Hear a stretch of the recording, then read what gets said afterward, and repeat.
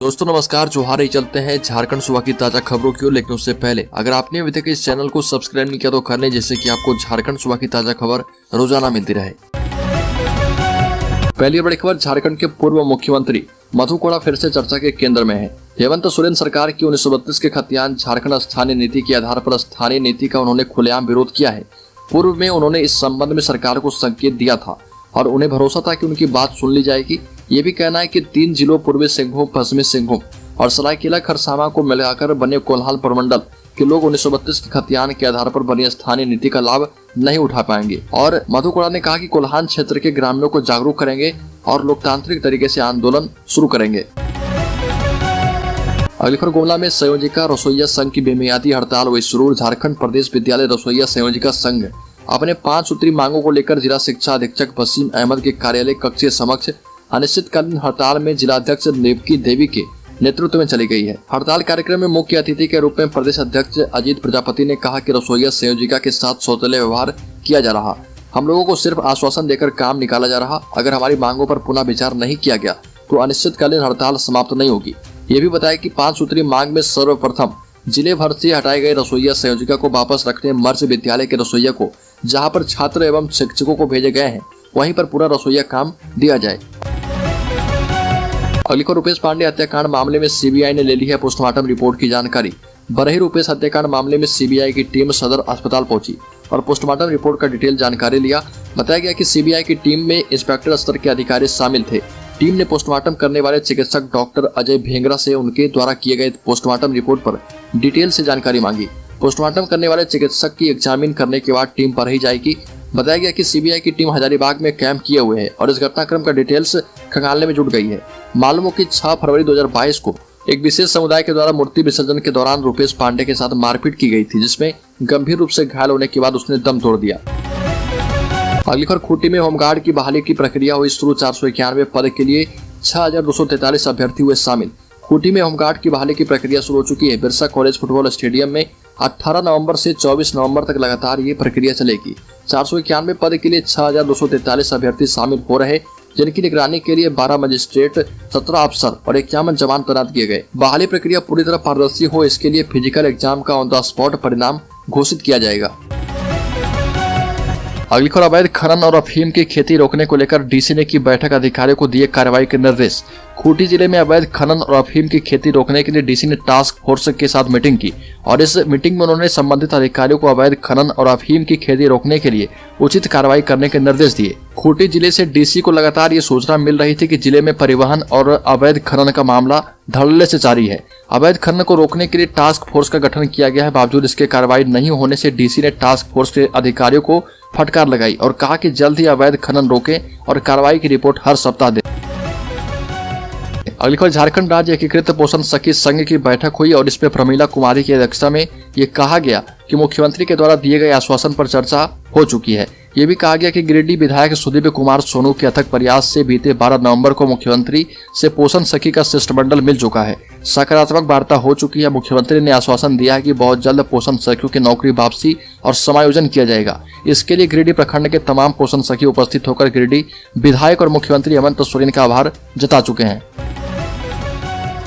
अगली खबर, online gaming ने छीन ली एक और बच्चे की जान। हार से मायूस 14 साल के मासूम ने दे दी जान। पश्चिमी सिंहभूम जिले के चक्रधरपुर की घटना है। यहाँ पर एक 14 साल के मासूम ने फांसी लगाकर खुद की जान दे दी। वजह सिर्फ इतनी थी कि वो ऑनलाइन गेम में हार गया था। परिवार वालों का कहना है कि उन्हें नहीं पता था कि वीडियो गेम की लत में उनका बेटा इतना बड़ा कदम उठा लेगा।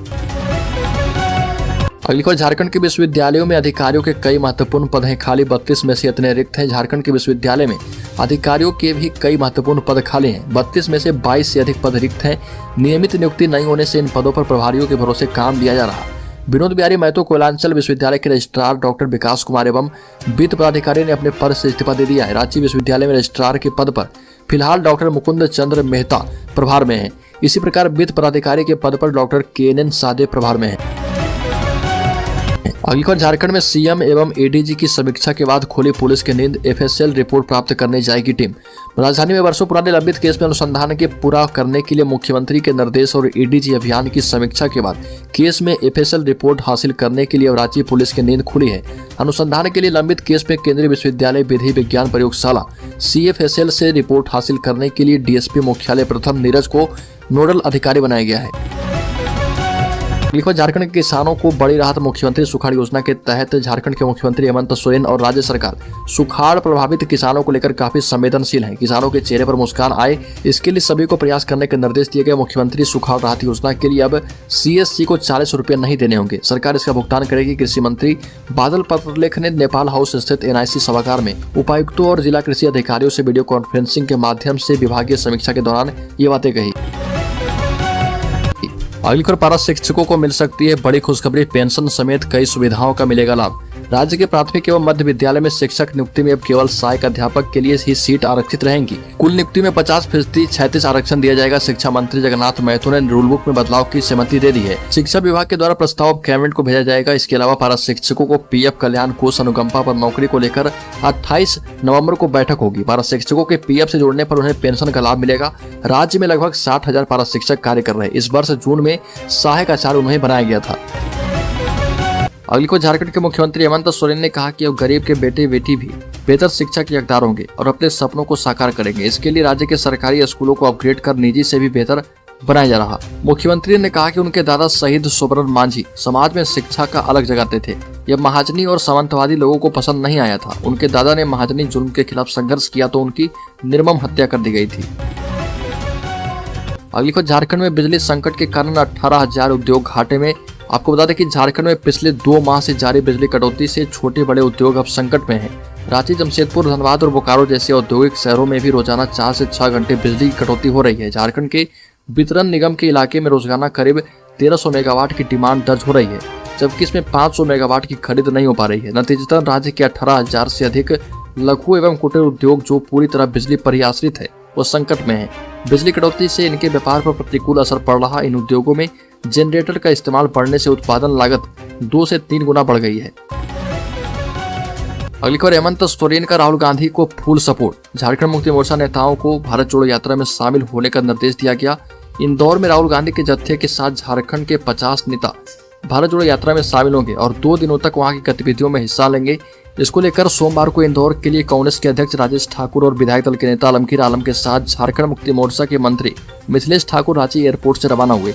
गठबंधन धर्म का पालन करते हुए मुख्यमंत्री हेमंत सोरेन के निर्देश पर झारखंड मुक्ति मोर्चा के नेता भी अब भारत जोड़ो यात्रा का हिस्सा होंगे। मध्य प्रदेश के इंदौर में राज्य कैबिनेट के मंत्री मिथिलेश ठाकुर प्रदेश के कांग्रेस नेताओं के साथ यात्रा का हिस्सा बनेंगे। अगली बार फिर से जेल पहुंची पूजा सिंघल। मनी लॉन्ड्रिंग मामले की आरोपी सस्पेंड IAS अधिकारी पूजा सिंघल 2 महीने के बाद फिर से रांची के बिरसा मुंडा सेंट्रल जेल पहुंच गई है। शाम पुलिस सुरक्षा के बीच उन्हें रिम्स से होटवार स्थित बिरसा मुंडा सेंट्रल जेल ले जाया गया। 27 सितंबर 2022 को सीने में दर्द की शिकायत के बाद उन्हें रिम्स के पेंग बाड़ में भर्ती किया गया था। पूजा सिंघल को 2 महीने के बाद Birsa Munda central jail shift कर दिया गया। खराब सेहत का हवाला देकर पूजा सिंघल 2 महीने से रिम्स के पेंग बाड़ में इलाज करवा रही थी। जमानत के लिए भी अभी अपनी खराब सेहत का हवाला दिया गया था, लेकिन जांच में वह पूरी तरह से फिट हो गई।